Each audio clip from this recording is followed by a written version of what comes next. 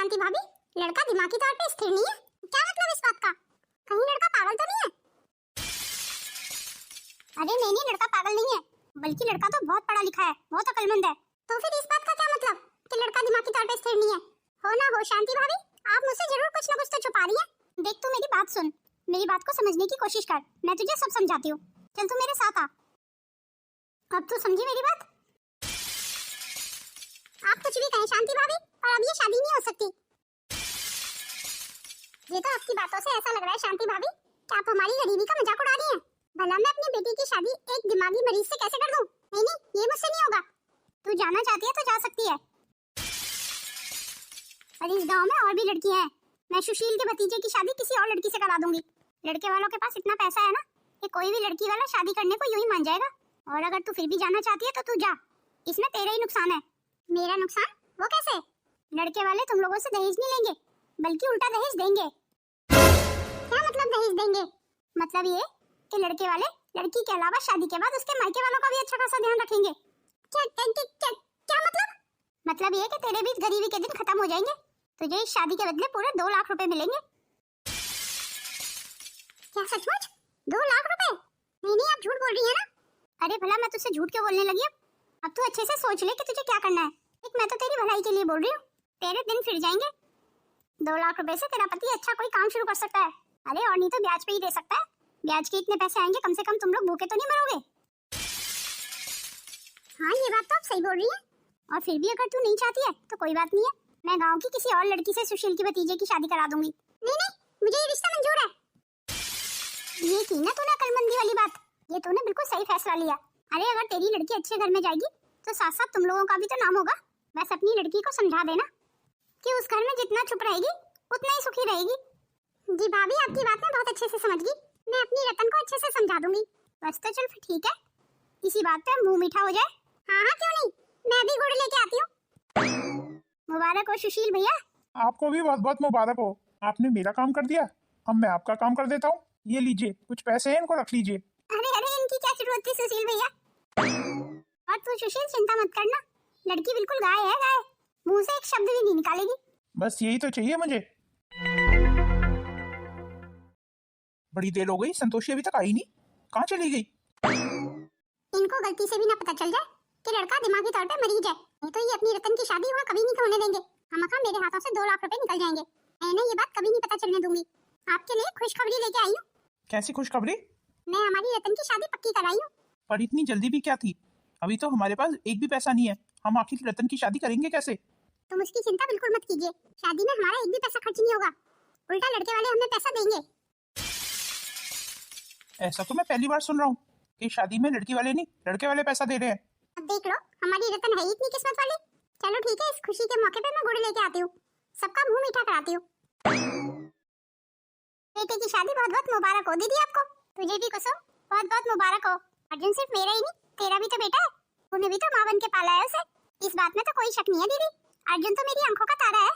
आप देखना मेरे अर्जुन की दुल्हन को मैं कैसे अपने पलकों पे रखती हूँ। मुझे तो विश्वास ही नहीं हो रहा है कि मेरे अर्जुन की शादी होगी। बस तो अब आप विश्वास कर लीजिए, अब आप सास बनने जा रही हैं। भगवान मेरी खुशियों को किसी की नजर न लग जाए। अब जल्दी चल, बहुत शादी ब्याह के बहुत काम पड़े हुए हैं। अरे बहू के लिए कपड़े भी तो लाने, साड़ियाँ लानी है, लहंगा लाना है। हाँ क्यों नहीं, पर मैं तो कहती हूँ शादी के बाद ले आना। वो क्या है ना, बहू की पसंद की साड़ियाँ आ जाएंगी, अभी तो सिर्फ कुछ साड़ियाँ दे देते हैं। हाँ ये भी तो ठीक कह रही है। भाभी जी, अर्जुन क्या कर रहा है? सो के उठ गया या सो रहा है अभी तक? क्यों, क्या हुआ देवर जी? ये चेक पे साइन कराना है। अर्जुन तो दवाइयाँ खा के सोता ही रहता है, चाहिए नहीं अंगूठा लगा देती हूँ आपके चेक पे। 30,000 रुपए का चेक है भाभी, ज्यादा का नहीं है, बस वो कारीगरों को पैसे देने हैं, इसीलिए चेक कटवा रहा हूँ। अब मुझे पढ़ना लिखना कहाँ आता है देवर जी? अच्छा देवर जी, एक बात बताइए, मेरी बहू थोड़ी बहुत पढ़ी लिखी है या नहीं? अरे कहाँ भाभी जी, भला कोई पढ़ी लिखी लड़की अर्जुन से शादी क्यों करती? हाँ ये बात भी आप ठीक बोल रहे हैं देवर जी। बस हमारे लिए तो यही खुशी की बात है कि हमारे अर्जुन की शादी हो रही है। हमें लड़की के पढ़े लिखे होने से या ना पढ़े लिखे होने से क्या फर्क पड़ता है? बिल्कुल ठीक कहा आपने देवर जी। ये तुमने क्या कर दिया? अरे क्यों आग बबूला हो रही हो, क्या बात है? मुझे तो लग रहा था तुम अब तक भाभी को अर्जुन की शादी का झूठा झांसा दे रहे हो, पर आप तो सचमुच ही अर्जुन का रिश्ता पक्का करा है। अरे भला कौन सी ऐसी लड़की है जो इस पागल अर्जुन से शादी करने को तैयार हो गई? अर्जुन पागल नहीं है, अर्जुन को हमने पागल किया हुआ है। ये बात तू कैसे बोल सकती है? और रही बात अर्जुन की शादी की, तो कल को भाभी अपनी पसंद की लड़की ले आती, तब हम लोग क्या करते? लड़की मैं देखभाल के ला रहा हूँ, बिल्कुल अनपढ़ है, अनपढ़। हिसाब किताब की उसे कोई समझ नहीं होगी, सब कुछ वैसे ही चलता रहेगा जैसे अब तक चलता आया है। क्या मैं नहीं जानता कि अर्जुन का पागल रहना हमारे लिए कितना जरूरी है? अर्जुन हिसाब किताब में कितना पक्का था, तभी तो आज तक हम उसे पागल होने की दवाइयां दे रहे हैं ताकि उसकी बुद्धि काम ना करे। इतनी दवाइयां देने के बाद भी आपने अभी तक क्या कर लिया? कल तो अभी भी आप भाभी के टुकड़ों पे रहे हो। हमारा अपना तो अब भी कुछ नहीं है। भाभी चेक पे अंगूठा लगाती है ना अभी भी। भाभी ने आज तक आपको ये अधिकार नहीं दिया कि आप चेक पे साइन कर सके। भाभी हम पे विश्वास करती कहाँ है? अरे इसीलिए तो कहते हैं पराये तो पराये होते हैं। बस अर्जुन की शादी की कमी थी, वो भी आपने पूरी कर दी। कल को अगर अर्जुन के बच्चे हो गए तो भाभी तो अपने पोते को ही देगी ना सब कुछ। तुम्हें क्यों पूछने लगी? तुम्हें कुछ नहीं मिलने वाला। जब तुम्हें बातों का पता नहीं होता है ना तो चुप रहा करो और मुझे मेरा काम करने दो। मैं अच्छे से जानता हूँ कि मुझे क्या करना है। भाभी को देखो कितना चहकती घूम रही है। ये सब देख देख के मुझे तो आग लग रही है, आग। कहीं औरत अपने गुस्से के चलते मेरे किए कराए पे पानी ना फेर दे। मैंने सुना है बड़ी माँ अर्जुन भैया की शादी पक्की हो गई है। हाँ तूने बिल्कुल ठीक सुना है। अच्छा किया कि तू जल्दी आ गया। अब शादी ब्याह के सारे काम तुझे ही संभालने हैं। हाँ हाँ बड़ी माँ, क्यों नहीं। और बता क्षितिज बेटा, तेरी पढ़ाई कैसी चल रही है? ले दे के पढ़ाई तो बस चल ही रही है। अच्छा स्कोर करना चाहता हूँ पर मैथ की वजह से रह जाता हूँ। आप तो जानती हैं ना, हमेशा से मैं मैथ में कमजोर रहा हूँ। अगर अर्जुन की तबीयत ठीक होती तो तुझे मैथ वही बढ़ा देता। स्कूल में मैथ में हमेशा अव्वल आता था मेरा अर्जुन। बड़ी माँ ये बात मैं बहुत अच्छे से जानता हूँ। भगवान अर्जुन भैया को जल्दी ठीक कर दे। पता नहीं कब ठीक होगा मेरा अर्जुन। अब तो धीरे धीरे उसके ठीक होने की उम्मीद मेरी टूटती जा रही है। आप ऐसा मत बोलिए बड़ी माँ, आप देखना शादी के बाद भैया बिल्कुल ठीक हो जाएंगे। भगवान करे ऐसा ही हो। देखो मेरे बेटे को पहले अपनी ताई से मिलने आ गया, जैसे मैं तो इसकी कुछ लगती नहीं हूँ। मेरी जेठानी ने मेरे दोनों तीनों बच्चों पे कब्जा किया हुआ है। जब देखो इसी के गुणगान गाते रहते हैं। आखिर कहाँ तक बर्दाश्त करूँ मैं? मुझसे बर्दाश्त नहीं होता है। अरे कुसुम, वहाँ खड़े होकर क्या सोच रही है? कुछ खास नहीं दीदी, बस आप दोनों की बातें ही सुन रही थी। और देखा दीदी आपने, मेरा बेटा मुझसे पहले आपसे मिलने आ गया है। कितना प्यार करते हैं मेरे बच्चे आपको। अब हमारी बड़ी माँ है ही कुछ ऐसी। क्यों बड़ी माँ, सही कहा ना मैंने? फिर भी क्षितिज, पहले तुझे अपनी माँ से मिलने जाना चाहिए था। अरे नहीं नहीं भाभी, मेरा वो मतलब नहीं था। लगता है भाभी आप तो बुरा मान गई। नहीं नहीं, बात बुरा मानने की नहीं है। तू भी तो कितने दिनों से इंतजार कर रही थी ना क्षितिज का। और इसे देखो, ये पहले मुझसे मिलने चला आया है। ओहो बड़ी माँ, क्या फर्क पड़ता है उससे? अब आप घर की बड़ी हैं, आपसे मिलने के बाद माँ से भी मिल लेता ना। नहीं नहीं, तुझे फिर भी पहले अपनी माँ से मिलना चाहिए था। बहुत दिनों से वो तेरा इंतजार कर रही थी। अब आप कुछ भी कहें बड़ी माँ, ये अधिकार आप मुझसे नहीं छीन सकती। रहने दो भाभी, ये नहीं मानेगा। अच्छा चलो तुम दोनों बातें करो, मैं अभी आती हूँ। आप जिस तरीके से बात कर रही थी ना, लगता बड़ी माँ को बुरा लग गया। तेरी बड़ी माँ को बुरा लगता है तो लगता रहे, मुझे बुरा नहीं लग सकता। तो पहले अपनी माँ को छोड़ के अपनी ताई से मिलने आया है। अरे तू मेरा बेटा है इनका। ओहो, क्या हो गया है माँ आपको?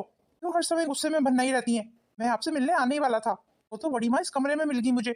मैंने सोचा पहले बड़ी माँ से ही मिल लेता हूँ। और आप ये क्यों भूल जाती हैं कि बड़ी माँ ने हमें कितना प्यार दिया है? उन्होंने कभी भी अर्जुन भैया में और मुझ में फर्क नहीं किया। तो तू एक काम कर, अपनी बड़ी माँ को ही अपनी माँ बना ले। आप तो हमेशा बिना सिर पैर की बातें करती हो, इसीलिए तो मैं यहाँ आना नहीं चाहता हूँ। देखो इसको, कितना सुना के गया है मुझे। मेरे बच्चों का भी ना दिमाग खराब हो गया है। जब देखो सारे के सारे बड़ी माँ करते रहते हैं। जल्दी से ये पानी अर्जुन को पिला जाती हूँ। इस पानी में मैंने एक नहीं पूरी 2 गोलियां मिला दी हैं। इन 2 गोलियों को पी के अर्जुन पूरा अपना आपा खो देगा। मैं भी देखती हूँ फिर उसकी शादी कैसे होती है। ला, ये पानी मुझे दे दे, मुझे बहुत तेज प्यास लगी है। नहीं नहीं, ये पानी आपके लिए नहीं है, ये पानी मैं अर्जुन के लिए लेके जा रही हूँ। अरे तुझसे अभी मैंने मना किया है ना कि अभी दवाई वाला पानी अर्जुन को नहीं देना है। मेरे मना करने के बावजूद तू उसे दवाई वाला पानी पिलाने जा रही है? क्या तू भूल गया कि कल अर्जुन की शादी है? अगर शादी में उसने अपना आपा खो दिया तो उसकी शादी कैसे होगी? हाँ तो उसकी शादी करवाना कौन चाहता है? मैं तो कभी नहीं चाहती कि उसकी शादी हो। अपनी बकवास बंद कर, अभी के अभी इस पानी को फेंक के आ। वो तो अच्छा है मैं समय पे आ गया, नहीं तो तू तो मेरा पूरा प्लान चौपट कर देती। 100 बार कहा है तुझसे अपनी बुद्धि ज्यादा मत लगाया कर, क्योंकि बुद्धि तेरे पास है नहीं। ये आप क्या कह रहे हैं? सारी बुद्धि का भंडार तो भगवान ने आपको ही दे दिया है ना। आप देख लेना, बहुत पछताओगे अर्जुन की शादी करवा के। अभी तो मेरी बात आपको बुरी लग रही है। बहुत घमंड है ना आपको अपनी बुद्धि पे। जब अर्जुन की पत्नी आके हम सबके सिरों पे तांडव करेगी ना, फिर मुझे मत बोलना। ऐसा कुछ भी नहीं होगा। मैं जो भी कर रहा हूँ बहुत सोच समझ के कर रहा हूँ और अपने अच्छे भविष्य के लिए कर रहा हूँ। लड़की की माँ पूरे हमारे कंट्रोल में है। लड़की वही करेगी इस घर में जो हम चाहेंगे, इसलिए तू थोड़ी तसल्ली रख और इस पानी को अभी के अभी फेंक के आ। चलो अभी के लिए तो फेंक आती हूँ। पानी तो शादी होने के बाद फिर पिला दूंगी मैं उसे, क्योंकि अर्जुन जितनी जल्दी पागल हो ना उतना हम सबके लिए अच्छा है।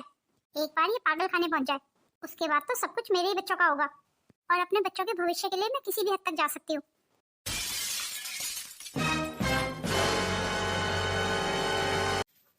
आज के समय में अनपढ़ बहू कौन चाहता है? पर ये मेरा कैसा ससुराल है जिन्हें बहू अनपढ़ चाहिए? अगर लड़का पढ़ा लिखा है तो उसे अपनी पत्नी अनपढ़ क्यों चाहिए? ये बात मुझे कुछ हजम नहीं हो रही। कुछ ना कुछ तो गड़बड़ है, और अगर गड़बड़ है भी तो भला मैं क्या कर सकती हूँ? मुझे तो वैसे भी माँ ने चुप रहने को कहा है। मेरे ससुराल वालों को बहू का बोलना बिल्कुल पसंद नहीं है, इसलिए मैं तो कुछ चाह के भी नहीं बोल पाऊंगी। यहाँ बैठ के मेरी लाडो रानी क्या सोच रही है? कुछ भी तो नहीं माँ। अच्छा रतन, मैं क्या कह रही थी, अब तो तू इतने बड़े घर में ब्याह के चली जाएगी। मैंने सुना लड़के वाले बहुत पैसे वाले हैं, क्यों ना तू अमन को भी अपने साथ रख लेना। मेरा मतलब है तेरे भाई की अच्छे से पढ़ाई लिखाई हो जाएगी। अब उन लोगों पे तो कोई फर्क नहीं पड़ेगा ना, इतने बड़े लोग हैं आखिर वो, उनका घर भी काफी बड़ा होगा। जी माँ, कोशिश करूंगी मैं। जीती रह, मुझे तुझसे यही उम्मीद थी। मुझे तो लग रहा है रतन, अब तेरे सहारे हमारे दिन भी फिर जाएंगे। देख रतन, मेरी बात ध्यान से सुन। तेरी सास अगर तुझे खर्चे के लिए पैसे देती है ना, तो उन पैसों में से कुछ पैसे बचा लिया करना और चुपचाप से हमें भेज देना, ताकि तेरे बहन भाई भरपेट खाना खा सके। ये आप क्या कह रही हैं माँ? मुझसे चोरी करने के लिए कह रही हैं? अरे नहीं, तेरा दिमाग खराब हो गया? मैं भला तुझे चोरी करने के लिए क्यों कहूंगी? अरे अब तू उस घर की मालकिन होगी। दामाद जी उस घर के इकलौते बेटे हैं, सब कुछ दामाद जी का ही है। उस नाते तू उस घर की मालकिन हुई ना, और घर के मालकिन के पास ही तो घर के सारे पैसे होते हैं। तो बस उस पैसे में से थोड़ा सा पैसा हमें देने के लिए बोल रही हूँ मैं। इसमें चोरी कहाँ हुई बता? और हाँ रतन, उस घर में थोड़ा चुप ही रहना। हर घर के आपस की 100 बातें होती है, कोई कुछ भी कर रहा हो, तुझे किसी के मामले में बोलने की जरूरत नहीं है। मेरी बात समझ रही है ना रतन? अरे तुझे क्या मतलब पड़ा किसी के फट्टे में टांग अड़ाने का? तू तो बस अपने काम से काम रखना। तू तो बस पैसे कैसे बचाने इस पे ध्यान रखना, और किसी आलतू फालतू बात से तेरा कोई मतलब नहीं होना चाहिए। समझ रही है ना मेरी बात? जी माँ, अच्छे से समझ रही हूँ। वाह रतन की माँ वाह, बड़ी अच्छी शिक्षा दे रही है बेटी को। अरे मैंने ऐसा क्या गलत सिखा दिया रतन को जो आप ये बातें बोल रहे हैं? क्यों, तुझे इसमें कुछ गलती नहीं लग रहा? रतन अपने ससुराल से पैसे बचा के तुझे भेज दे, अगर वो कभी पकड़ी गई तो कितनी बेइज्जती होगी हम लोगों की। और ये सब करने की उसे जरूरत क्या है? हम जैसे तैसे अपने दिन काट रहे हैं ना। भला हमारे अब इतने बुरे दिन आ गए हैं कि हम बेटी का दिया खाएंगे? हाँ, तो बेटी का दिया क्यों नहीं खा सकते? जब बेटी को पाल पोस के बड़ा कर सकते हैं, तो क्या उसका दिया हुआ खा नहीं सकते? रोज भूखे सोने से तो अच्छा ही है ना कि बेटी का दिया हुआ ही खा ले। हमारी बेटी के सहारे हमारे दिन भी थोड़े बदल जाएंगे। अरे लानत है तेरी सोच पे, कैसी बातें कर रही है तू? देख लिया ना रतन तू, तेरा बाप मेरी सोच को लानत दे रहा है। घर के हालातों का सामना तो मैं कर रही हूँ ना, भूखी रह के मैं सो रही हूँ, तो ये जिंदगी में कुछ कर नहीं पाया, और मैं तुझसे पैसे बचाने के बारे में बात कर रही हूँ तो तेरे बाप को बुरा लग रहा है। नहीं माँ, पापा का वो मतलब नहीं है। अच्छा जरा मैं भी तो सुनो, तेरे पापा का क्या मतलब है? रतन तू जा यहाँ से, इस औरत का दिमाग खराब हो गया है और इसकी कोई बात सुनने की जरूरत नहीं है। अपने ससुराल में तू देख विचार के ही काम करना। देख रतन, जो मैंने तुझे सिखाया है ना, उन सारी बातों पे गौर करना, अपने बाप की बातों पे ध्यान मत देना। देख अमन, ये मीठी रोटी मेरी है, मुझे दे। नहीं, ये मेरी रोटी है, मैं तुझे नहीं दूंगा। मैं कह रही हूँ मुझे दे। ये सब क्या हो रहा है? अमन नैना, तुम लोग एक रोटी के लिए लड़ रहे हो? मैं कहती हूँ अमन नैना को छोड़। नहीं दीदी, अमन को बोलो रोटी मेरी है। नहीं, रोटी मेरी है। ये कैसे दिन दिखा रहे हैं भगवान? मेरे बहन भाई रोटी के लिए लड़ाई कर रहे हैं। भगवान, रोटी के लिए किसी घर में लड़ाई ना हो। अमन नैना, मैं तुम दोनों से वादा करती हूँ कि तुम दोनों को कभी भूखा नहीं सोने दूंगी, उसके लिए चाहे मुझे कुछ भी करना पड़े। आप जो कह रही थी ना माँ, वो बात अब मुझे समझ आई। आप बिल्कुल ठीक कह रही थी, जैसा आप कह रही थी मैं वैसा ही करूंगी।